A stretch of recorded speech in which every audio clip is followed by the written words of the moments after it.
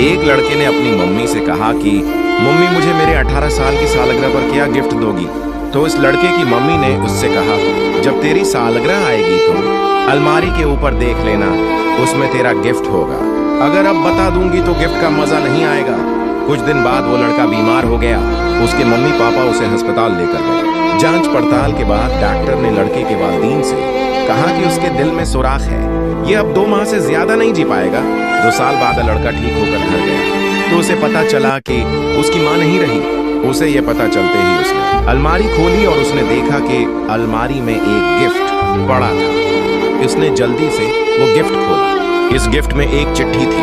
उस चिट्ठी में ये लिखा था कि मेरे जगीर के टुकड़े, अगर तू ये चिट्ठी पढ़ रहा है तो तुम बिल्कुल ठीक हो गए हो। तुझे याद है जब तू बीमार हुआ था तब हम तुझे अस्पताल लेकर गए थे। डॉक्टर ने कहा कि तेरे दिल में सुराख है। तो इस दिन में बहुत रोई और फैसला किया कि मेरा दिल तुझे दूंगी। याद है एक दिन तूने कहा था कि मम्मी मुझे 18 साल की सालगिरह पर क्या दोगी तो बेटा, मैंने तुझे अपना दिल दे दिया, उसको हमेशा संभाल कर रखना। हैप्पी बर्थडे बेटा।